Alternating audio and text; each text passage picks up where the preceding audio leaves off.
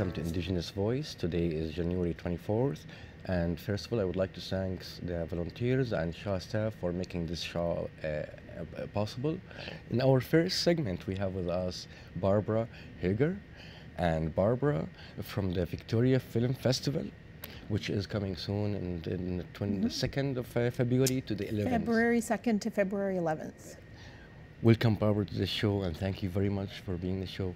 Would you please tell us a little bit about yourself, and then we'll talk about the film festival? Sure. Well, I'm on the board of the Victoria Film Festival, and I have been on the board for, I think, 3 years now.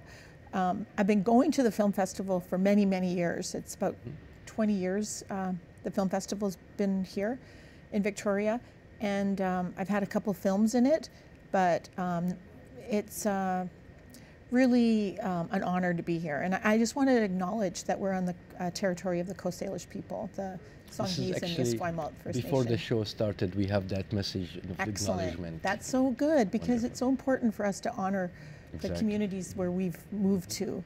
Because I come from Alberta, so I come from a Métis Cree family, and we came from far away over the mountains, and now we live here because it's much warmer than in Alberta. So I've been a filmmaker for 15 years, and also very involved in the Indigenous filmmaking community in Canada, because it's a pretty big community, and we support each other and we work for each other, and you know, it's something I'm very proud to see so many filmmakers evolving and growing and becoming, you know, quite international acclaimed filmmakers now. We did a survey a couple of years ago, and we came to the conclusion after this survey there's about 150 to 200 producers in Canada that are Indigenous. A lot more emerging filmmakers than the senior ones, but I'd say it's about half and half between the old timers like me who have been doing it for 15, 20 years, and then the new young filmmakers who are starting out, you know, 3 or 4 years as filmmakers. It's a pretty big community. Is the technology now kind of shouldn't make it kind of more accessible, because now you could make a movie sometime by your own phone? For sure.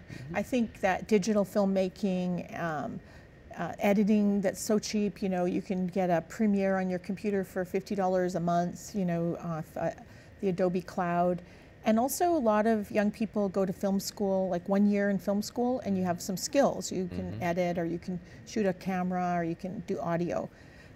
Most of it you learn on the job anyway, or doing it. Doing it, not just sitting in a classroom, but you do need training.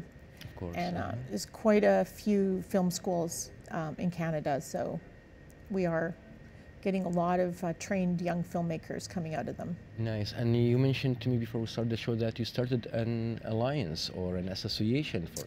Well, about 7 or 8 years ago, a group of Indigenous filmmakers in Vancouver got together, and we just a loose organization that eventually became the Alliance of Aboriginal Media Professionals, which is a not-for-profit organization.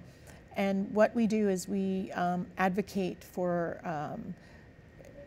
funding for our programs, for our producing companies, our production companies, and also we talk to Telefilm and the Canada Media Fund and the CBC, and we, you know, whatever the buyers are or the funders, and we try to encourage them to see the Indigenous film community as equal to the English and the Francophone film communities, because we're all founding members of Canada, yet we were often overlooked with funding.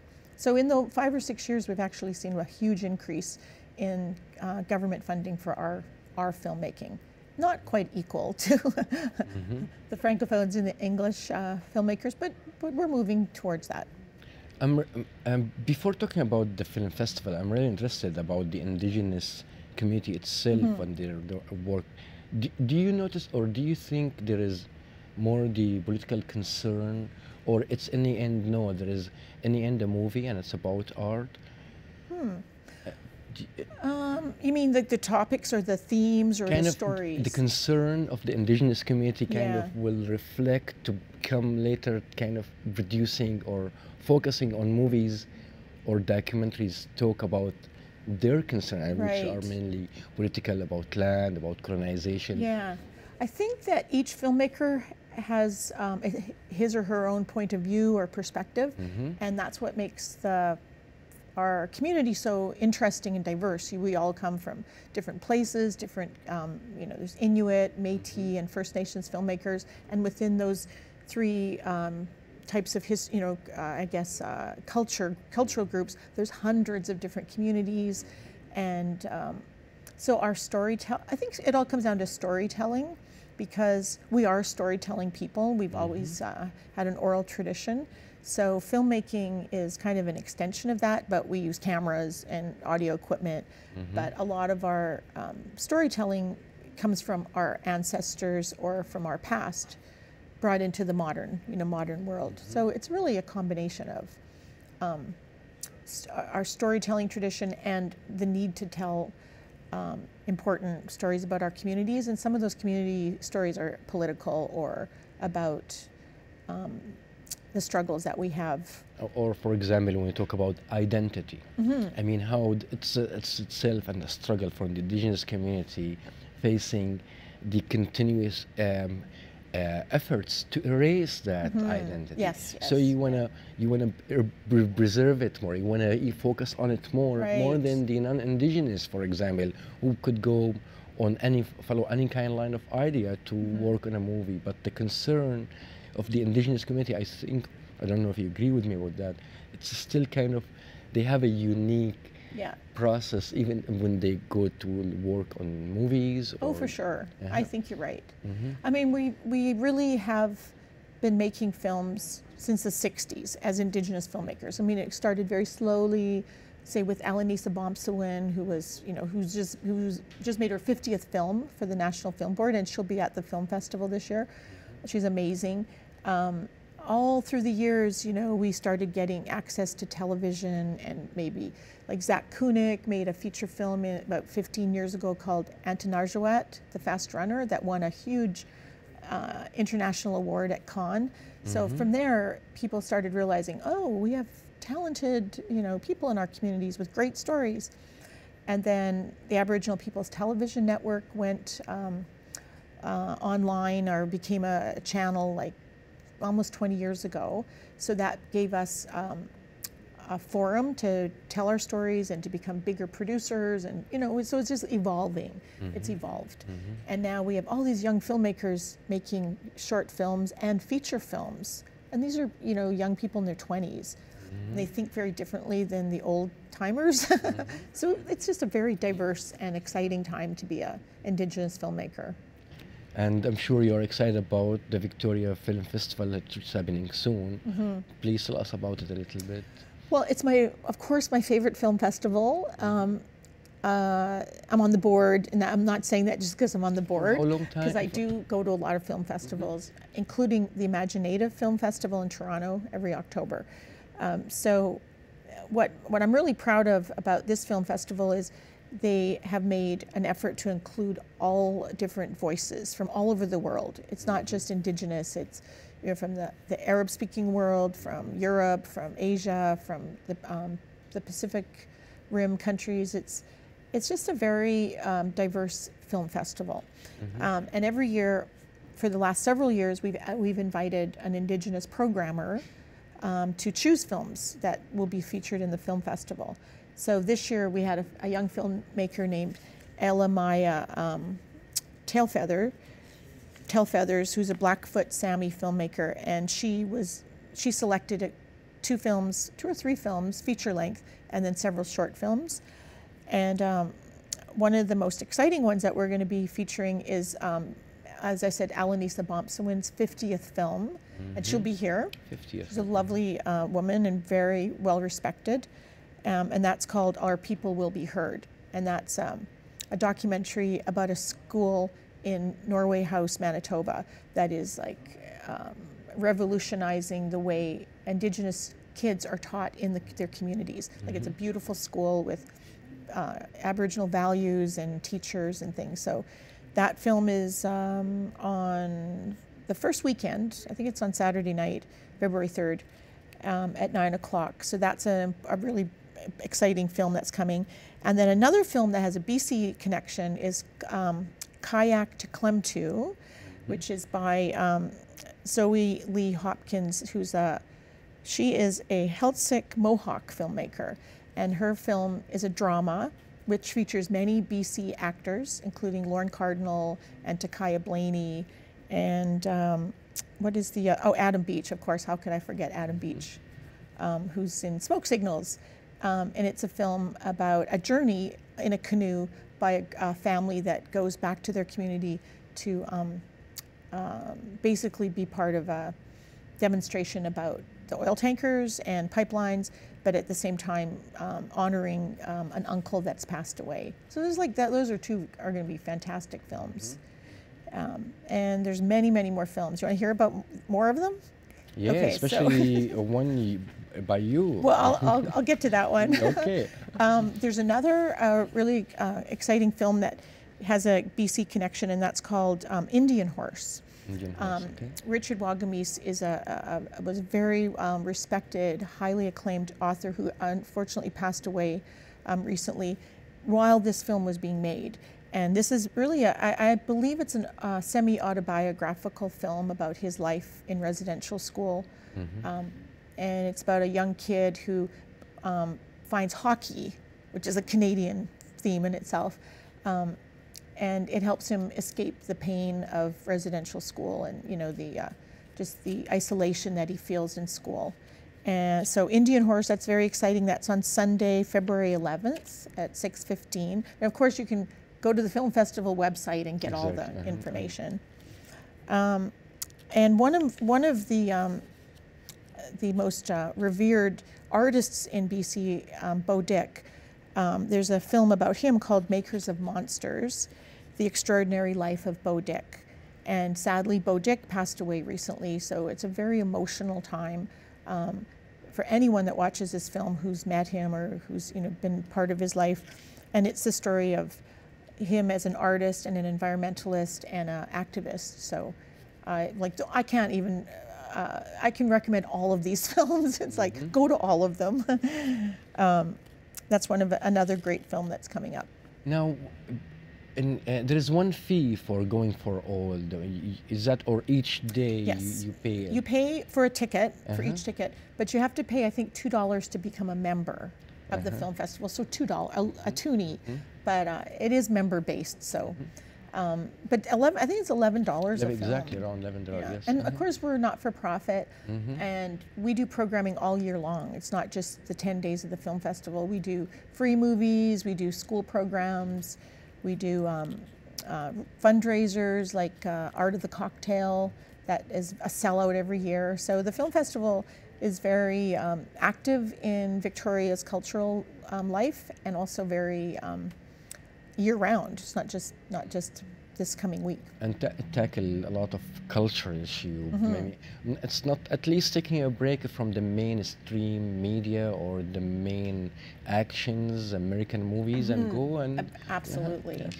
Yes. Yes, we strive to be kind of innovative and eclectic rather than just popular and follow a certain recipe That's what's so great about film festivals. It's unexpected. All these little gems of films. So you also have a film, and I would like to know. And this is. Please tell us first how your film was chosen first to be in. Okay, well, every year the VIPFA is a local producers association. It's called the Victoria Independent Film Professionals Association. So every year during the opening weekend on Sunday night, one filmmaker in Victoria is selected to showcase their film or their TV episode or a documentary. And there's also short films as well. And then afterwards we have a big reception and everybody gets together. So this year I was very honored to be asked to show a docudrama episode of my series 1491, The Untold Story of the Americas Before Columbus. So we're showing episode 1, which is about how did Indigenous people get into the Americas, or were they already here, or what are the theories of arrival in the Americas? So that's what my documentary is about, and it's Sunday night, February 4th at 7 o'clock at the Odeon. Okay. How many episodes altogether? There's 8. There's 8 episodes. 8 in a film festival? No, just one. We're only showing sorry, one. Sorry. Yeah. Okay, but in a film you did. Yes. So it's airing on APTN, the Aboriginal People's Television Network, and also in China. It's going to be in China. It's a big audience. There's 1 billion people that watch that channel. 1 billion people. It's in Australia, Germany, and Czechoslovakia. Nice. So it's getting out there. It's very exciting. It took us 7 years to make the series. So.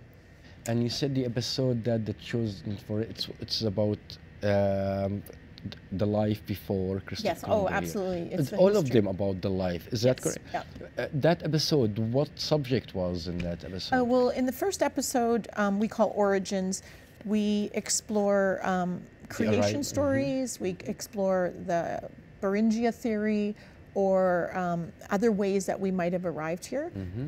I don't want to give it away because there's a surprise in it, so you have to go see it. Yes, thanks for reminding me. Yes, and also we look at, we all of our experts that I interviewed are Indigenous, so we hear from Indigenous geneticists and linguistics experts, archaeologists, cultural leaders, and we basically ask the question, where do we come from? And that's really what we try to answer in the first episode. And in later episodes, we look at agriculture, art and culture, governance, architecture, and many other topics. So. And that over the span of whole the America, of course, we are talking about. Yes, North and South America. We shot in South America, in Peru. We shot in Mexico, and New Mexico, in the USA, and in different parts of Canada, but a lot in Victoria. We have many, many actors that came from here and many crew members. Why a lot from Victoria, you say? Well, we do, it's home, it's our home base, and there's a tax credit that if you shoot a lot of days in BC, you get a very generous tax credit from the BC government. So we had Souk, the park out in Souk, East Souk Park, pretending it was Chile, and we had Saanich pretending it was, acting as the prairies. So we made our local area basically, sit in for other places around the Americas. It's art or theater. I mean, I have a major in theater, and theater. It's all about pretending. Yes, it is. You pretend there's a door here. Yeah. Yeah. Well, we're just very excited that this series is out now because we've Indigenous people have had very little input into how history is told. You know the old saying that history is told by the conquerors. Well, it's very true, and we have our own theories and hypotheses and our own oral histories, and so this series is a whole combination of many, many, many voices and many talents. Like Lisa Jackson directed the drama scenes, and Marie Clements co-wrote the drama scenes with me, and we have, the costume designer, Carmen Thompson, is local, and many, many, I can't even think of all their names. There were 400 people worked on the series. Beside the film festival, of course, you do a lot of other things. I mean, as a film, how long the film festival? It's of course a 11 short days. period. Yeah, 11 or 12 there's days. some preparation for that. Is that correct, or? Of the film festival staff? I think they work for all months around and months. Okay. I think that Donovan, who's the film programmer, he gets started like in June, before, like almost a year ahead. Okay. And Kathy Kay works year round. I mean, they have a staff that works year round. Okay.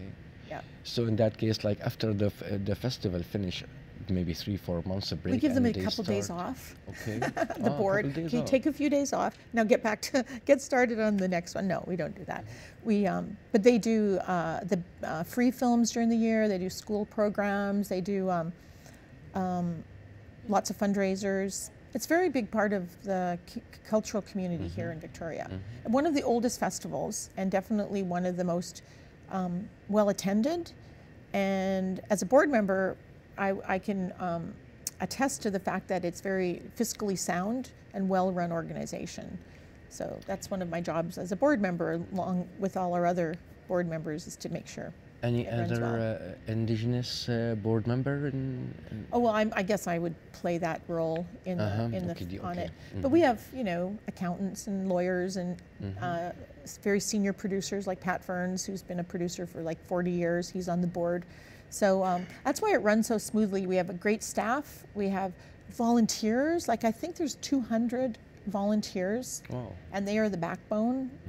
Oh, I forgot to say, the Victoria Film Festival operates the Vic Theatre year-round. Did you know that? No.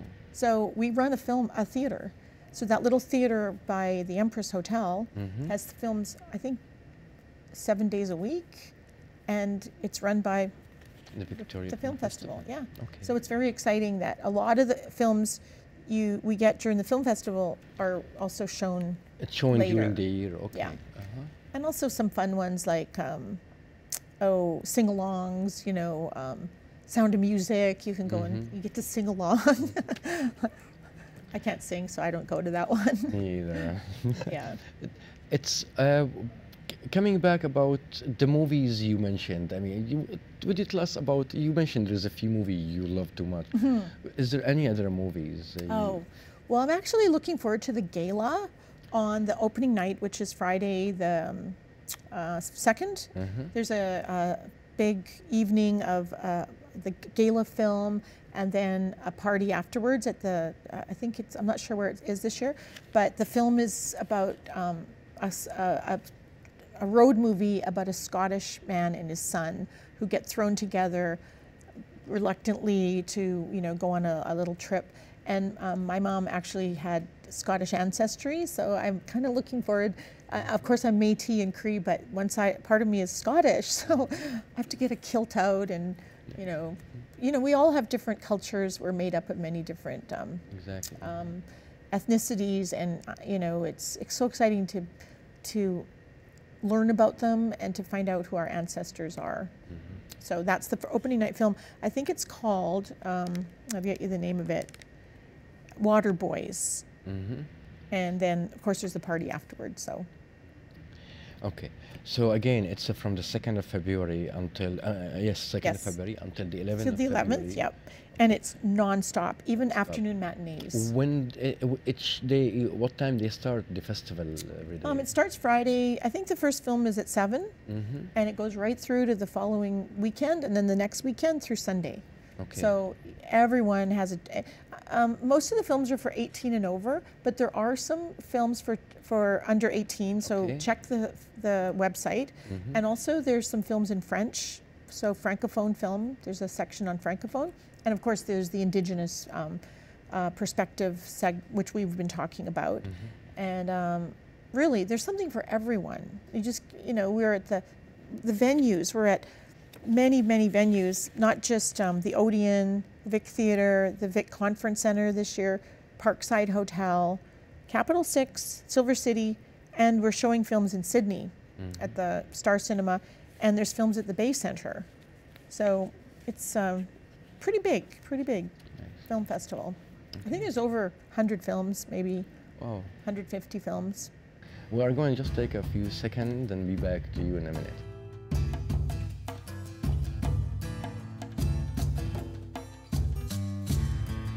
Welcome back to Indigenous Voice. We are talking with Barbara, and Barbara, we are talking about the film festival in Victoria, which is coming soon.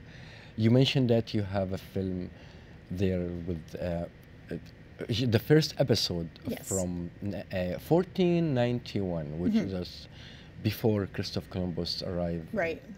We don't want to talk about that episode because we would like to see it there, but the other episode you did, and would you give us a little bit idea about some of them? Okay, well, thanks for, we'll move back to that a little bit. It's, like I was saying, it took us 7 years to finish that series, so I'm kind of I'm relieved that it's finished and it's on television now, and excited to bring it to the world because it's being starting to seen around the world. And it's the rest of the series, the 7 other episodes, look at Indigenous innovations, and it's really a celebration of all the things that our ancestors accomplished in over a span of, it really goes from 500 years ago, from when, before Christopher Columbus, of course, to between 18 and 20,000 years ago. So we cover quite a big time span. And I'll tell you a couple of big innovations that I was impressed with, that I first learned about in the book 1491 by Charles Mann, but then we did research for a year. But one of the most, I think, impressive ones was that that corn, or maize, which is, it's also called maize, became cultivated in Mexico 10,000 years ago. And we often hear that agriculture began in Mesopotamia, in the Fertile Crescent of your territory, where you came from. But it was also happening at the same time in China, and it was happening in Mesoamerica. So it was kind of, agriculture kind of evolved at the same time in 3 parts of the world. But Indigenous people are never really included in that, like that we had very deep roots as farmers and as agriculturalists. And I guess you could say we were the first people to do propagate, plants, because it started out as a grass, and it evolved into maize. And there's thousands of varieties of maize, and by maybe 2,000 years ago, it was being grown all over the Americas. So it was traded, it was moved around. And another very exciting thing I learned about was that almost, I think 600, 800 years ago, the Mohawk people, or Iroquois people of Canada, were part of a group of Indigenous nations called the Haudenosaunee Confederacy. And they had one of the first democracies in the world, and it still continues today. So it goes back to the early, I think it's about 900 years ago, and it still exists, and it's still being practiced as a governance of the people of Iroquois and Mohawk I saw ancestry. that, by the way, on ABTN. There is the kind of going through the history of the from innovations through language, and also about political issue. And they mentioned that it was the first who discovered kind of the idea of confederacy. Confederacy. Okay. Yeah, they were like a confederacy. They came together, and we're often told in history class that, at least I remember this, oh, Indigenous people, you were all just hunters and gatherers, and you were, didn't make much change on the land. But in fact, there was a huge amount of environmental change. We terraced mountainsides to create farms in South America. In the Phoenix Valley in Arizona, it was once all an irrigation system called the Hohokam Canal System. It was a massive irrigation system that created farmland, where now it's mostly desert. I mean, they do irrigate it today as well. But this happened 1,000 years ago. So you just think, and there were cities 5,000 years ago with large pyramids and courtyards and ball courts. And our population, when Christopher Columbus arrived, is estimated to be up to 100 million people were living in the Americas.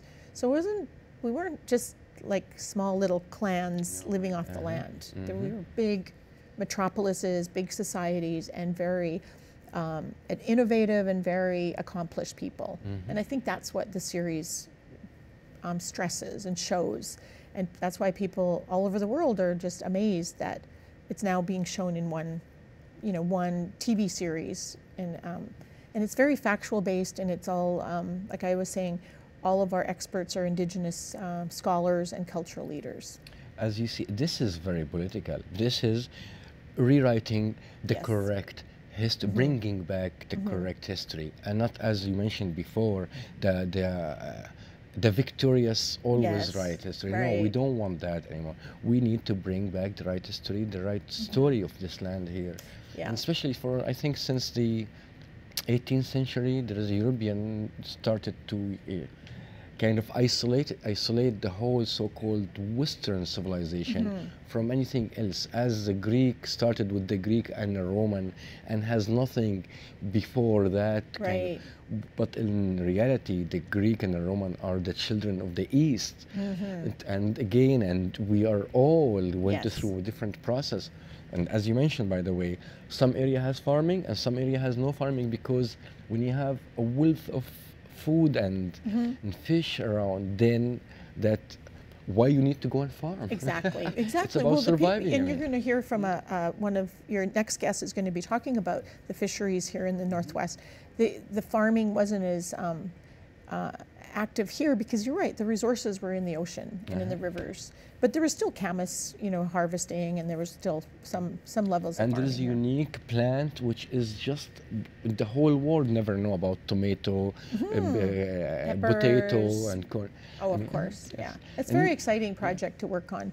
And I mean, this year I'm going to be speaking in a lot of schools and at libraries and at conferences and things, because it's important now to just get the story out and make sure that it's told. And but like I said before, there were 400 people involved, so I was just one. I mean, I happened to be the producer, but without all the other people, and it wouldn't be a TV series. And I think we figured that about 250 of our crew, out of the 400, about 250 were Indigenous people working on it. And of course, all the actors were. So we learned a lot from each other. That's how we grow as filmmakers. Nice. We have left 3 minutes, Barbara. About the Victoria Film Festival, and there, do they do like encourage the community, the Indigenous community here, First Nations, to participate or involve? Well, we certainly like reach out and invite our local First Nations community, which is very large, by the way. Both all of the First Nations that live in the territory and people who've moved here. So we get, when there's a First Nations film, it's a very big audience of our local community.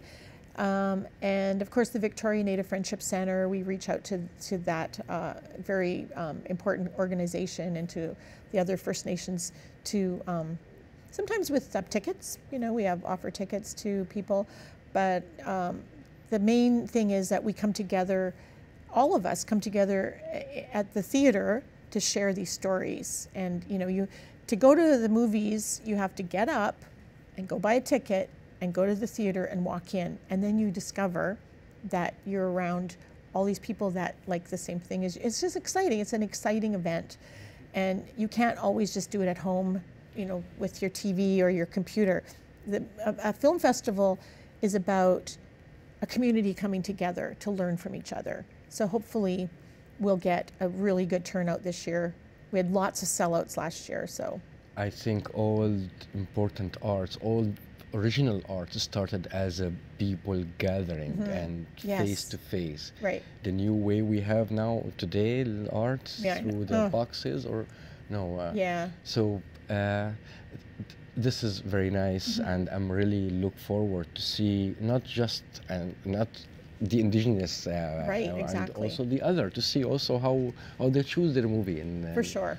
And I'll be looking for you there. you will see me. And again, I'm going just to repeat for the last time about the date. It's from the 2nd of February until the 11th of February. And I would like to say thank you very much, Barbara, for coming on the show and tell us about that. And I hope we will have more in the future talk about what you do. Yes, thank you. Miigwech. Perfect. Thanks a lot. And thanks for watching this part of Indigenous Voice.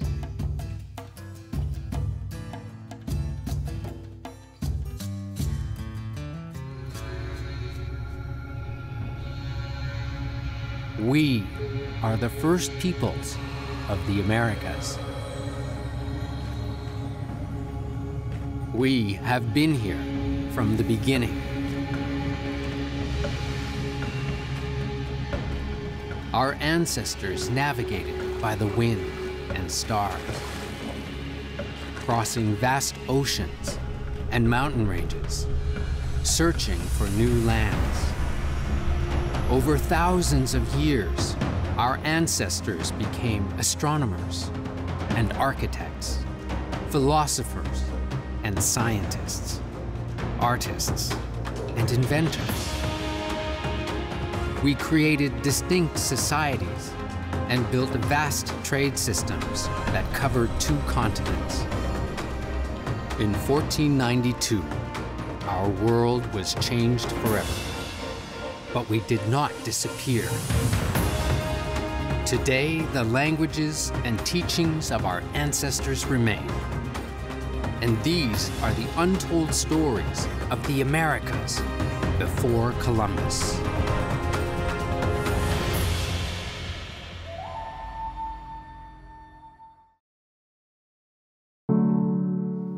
Sometimes better not to think and just feel when you're being creative.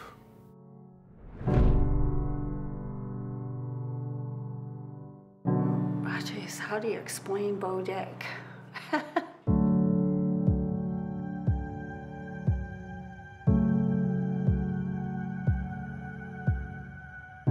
You know, we basically agreed that Bo's probably the best West Coast artist since Contact.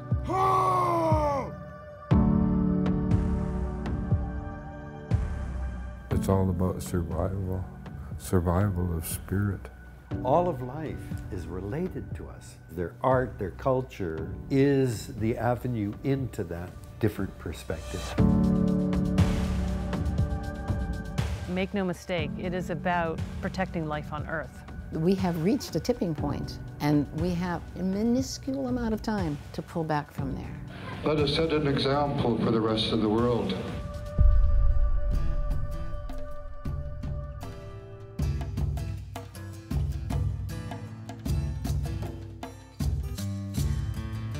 Hello everyone, and welcome to the second part of Indigenous Voice. Today we have with us Muzz Sampson. Muzz was already on the show last year in December, and we talked about the fishing and what would usually happen to an average Indigenous person going in his normal day for fishing, from harassment or issue with the RCMP or conservation officers. So welcome back, Muzz, and you want to talk about the same issue again. Please tell me what you have in mind. Well, one of the things that concerns me each year is opening to the different industries of salmon, whether it's chum salmon, sockeye, Chinook, and what it's done to the rest of the life that's in the sea, the whales and all the other wildlife that feeds off the salmon. I mean, that's theirs first before it even comes to us.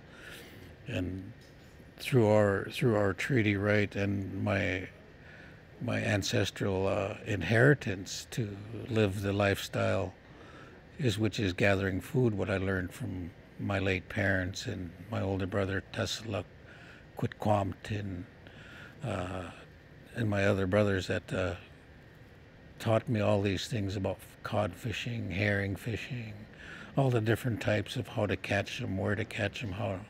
Because we've never ever used modern technology as depth sounders, fish finders, all these things. We were well educated in the environment of the ocean and the other foods that we gathered on the land. We knew how to gather them and preserve them, for years and years. I met this lady from the interior one time, and she happened to have some clams on her, a jar of clams. And she asked me if I ate dried clams, and oh, sure, that's one part of our diet. And she said, well, here, try this. She opened her jar, and it was like it was just fresh. And she asked me, well, how did that taste to you? And I said, oh, that's good. It was really good. And she said, well, that's been in that jar for 15 years, dried clams. So this lady and our people have always known how to preserve our food in the different ways, so, and experience that, tasting the food from canned for 15 years, like it was fresh. And this tells our people that we knew what we were doing and we knew how to handle the resources. We were never allowed to overfish, overhunt. I rememrember my brother Tsartlip talking about on one of the previous shows about how the hunters, how they go out today at the wrong time of the year. And when we see the hunters during the hunting season, they're taking all the prime breeders. They're taking all the bucks with the biggest racks, you know, and one of the things, they're taking out all the prime breeders. So a lot of these major breeders, they're not passing on their genes because they're taken out by all the hunters that are out there. They go for the trophy one. As we hear on radios a lot of time about grizzly trophy hunting and bear trophy hunting and elk and all these other things.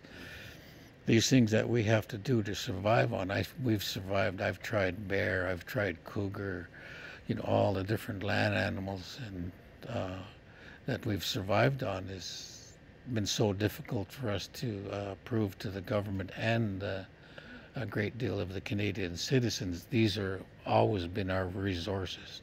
We've never surrendered them. And you know, these are the things I've learned from my older brother Tsartlip, and because of the infractions with the law that him and his own family faced at one time, of how they handle this, like I was mentioning, the scare tactics about what they will do to us. And you know, a lot of my friends have quit fishing, quit hunting, because of they don't have the money to go to court. And that's one of the things, how our people are so oppressed about trying to live their lifestyle. It's oppressed by the court system. And you know, there's a lot of things that we can't do because we don't have the financial assets to represent. The Crown has all the taxpayers' money representing them, where they're continuing spending millions of taxpayers' money, where they're arresting something that's already protected by the law. And we continue that year after year, you know, being arrested for hunting, fishing, trying to survive off the foods that I've known my whole life. I grew up knowing what bad clams or sour salmon or bad deer meat, and which there was none in the past. You know, these fish farms, they've devastated so much sea life, not besides the salmon. When these salmon get diseased, and the whales and the other things depend on it, they're diseasing the rest of the ocean by what they're feeding all these pellets. And we've seen on the news so many times. Have you seen that by the other, just I think a month ago they put it on, and then the provincial and the federal government immediately start looking at the issue. There is a pipe in the middle of the ocean, blood coming out of these farm fish, contaminating everything. It's crazy. I have no idea how they allow something like that. Well, one of the things too, the ones that escaped not too long ago, and just at the end of last year when they escaped from the fish farm on... Yeah, exactly. The other, there's I don't know if it was a storm or something, but one of the fish farm, the whole caging was kind of collapsed, and the fish spread out. They said 300,000 escaped Atlantic salmon, and actually the guys caught some of them up in Gulf Stream this year, which they're a very evasive fish that would, you know, they would damage the run there. And you know, the damage of the runs in, not just in Gulf Stream, but there's a lot of rivers and side streams the fish spawn in. They've already been ruined by developers, you know, corporations. You know, if we continue to allow corporations to run this country instead of the Prime Minister, I mean, you know, I've heard many of our elders talk about the shadow government. You know, my brother Tom has, you know, talked to me about that in the past, about who controls the government of Canada. It's the shadow government. And as we can see today with the LNG, the Site C, I mean, that's 100 kilometers of land and waterways they're going to destroy. I mean, that's not counting all the underground streams that connect to that main river there, the Peace River.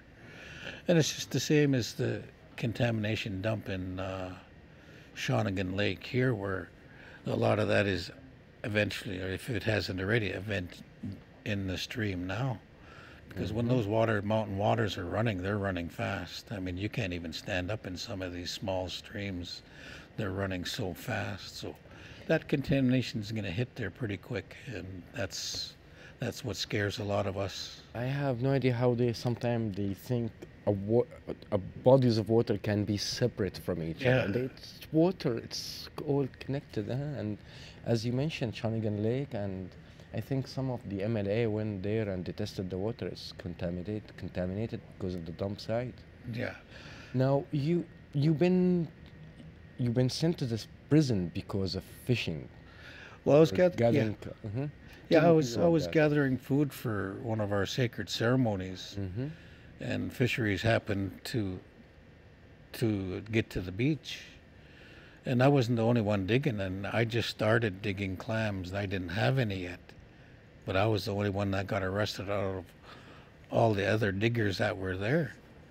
So it makes us look like they're selecting out certain people, trying to weaken them away from living this lifestyle, because I've had a lot of run-ins with fisheries and conservations, whether it's on the water or in the mountains. We're continuously harassed for whether it's gathering our foods or medicines, that our people have always thrived on. And to continue after 150 years of Canada showing no shame to what they will do to Aboriginal people.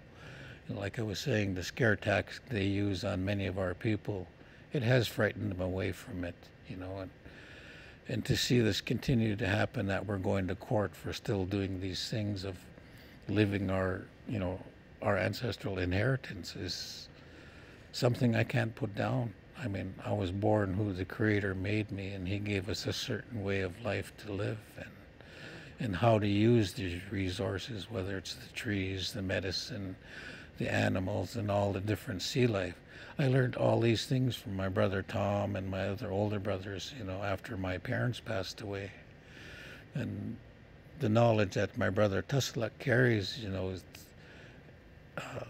it's a great wealth that a lot of people, our people especially, should really pay attention to, because there's not many elders left to tell the true stories of what we're supposed to follow as First People. They have the true messages and the true laws that we need to learn and follow, because a lot of us are still struggling with the residential school system. A lot of them can't go back to the language, for one. That's one of the main things about our culture, is it's so tied to what we do as Aboriginal, because there's no words in the English language that can describe what some of our elders need to get to us, because the language is not there as strong as it used to be. And the handful of elders that we have left, they're not being utilized. The school boards, the school districts should be thriving to get this information from the elders. We always hear about the truth and reconciliation talks that are, and that's one of the things. Truth. Canada has got to admit to the truth, the shame they don't have. I mean, to continue to arrest us for being Aboriginal, practicing our lifestyle in a modern time, yet expect us to live back in the old days in certain aspects where we hear a lot of the young people, oh, I don't need to know, that's the old way. But when we get arrested for some of these things we talk about, clam digging, hunting, fishing, we have to go way back in time to tell the court, when did you start doing this? When did your people start? Because one of the court cases my brother Tsartlip was a part of was the night hunting. Night hunting. Yeah. So Tom had to explain, how did we hunt in the old days? How did we night hunt? And it was through pitch torches. That's what our people used for night hunting and fishing. So these are the things that are slowly leaving the stories that younger children, generations need to know, is these true histories of the land, the water, the animals, and all the sea life that take part in our life today. salmon's a huge part of our lifestyle as Aboriginal here in this territory is Coast Salish. And how is the state of salmon right now? The salmon this year, the salmon run in Gulf Stream is one of the most pitiful runs I've seen in my life, you know, and I fished our waterways, like I was saying, since I was a little boy, 6 years old, when I was allowed to venture off with other younger boys to fish and clam dig on our own while the parents were out on the Gulf Islands digging or fishing or something like that. And I've always known this lifestyle from a little boy, to live and thrive off the water, off the land, and all the different birds that we eat, and the birds we use in our culture. We're having to prove everything in the court system to say, okay, you can practice this, we'll allow you this. So we still have the Indian Act very much alive today, that it's still telling us, okay, we'll let you live this part of your life. And how the Indian Act has divided our people like municipalities now, where the Douglas Treaty tribes, they utilize this whole South Island, you know, whether it was medicines, gathering crabs down in James Bay area, all the different sandy beaches that held the sea urchins, you know, and all the different medicines, the camas, the cuchmine, which is wild celery seed, which is still plays a huge part in our life today. The wild celery seed, it's plays a part for medicine, spiritual reasons, and we can't just go gather it there no more because there's so much human traffic going over all these medicines that we use. Dogs are, you know, urinating on the plants that we use, and you know, it's not safe for us just to go gather medicine and the things that we need to help heal the diseases we have today. Like diabetes, for one, it's killing our people at a high rate. You know, diabetes leads to heart problems and everything, and a lot of these medicines that can help us, we can't get to them anymore because of the logging industries that have their gates up in all these certain areas where we used to go gather devil's club, skunk cabbage, and you know, other medicines that help us in our life, and we just can't get to them anymore because of, you know, corporations like the logging corporations that, you know, control a lot of the land of which was all our hunting territory at one time. So we can't get to the resources that we need to put ourselves back in a healthy mind and healthy body, where all these foods was, you know, what we had given to us in the pill form at the residential school.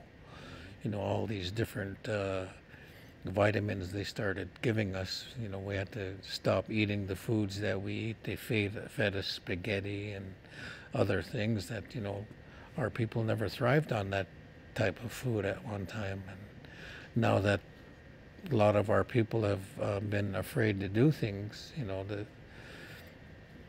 I just don't know what our people can do anymore when the court system, you know, does that to us. I was going to ask you, what is the solution? How can we, like, let's, for example, the salmon issue, for example, how can you do something to reverse the process we are having today?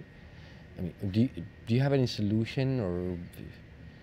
Well, I think one of the things that I've heard our elders talk about many times is to shut the industry down so that they can grow.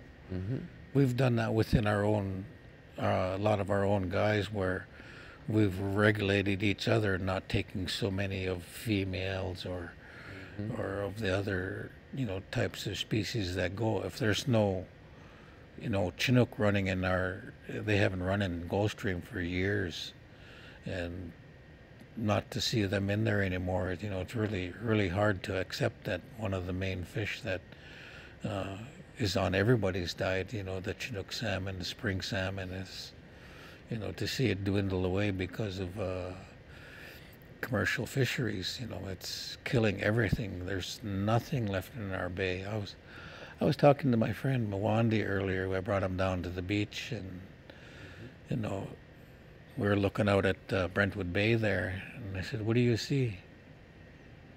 What do you see?" And they're looking around, and I said, "You see nothing." I said, "All the foods, the ducks and all the other things that we thrived on are not there no more." As I remember my brother Tom mentioning on one of the shows that that bay used to be full of ducks. And now it's lucky if we see 2 or 3 sitting in one flock now, and one of the main ducks that ain't there anymore that our people thrived on was black ducks.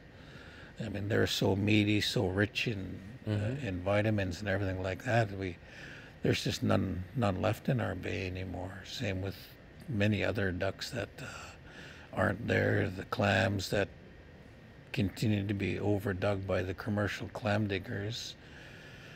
And that's what's killing our resources, is the commercial industries. You know, when we see that continue year after year, we're forced away from it, but yet the commercial guys will, you know, go pay a few bucks for a license, and then they can reap the benefits that should be for our people, you know. Exactly.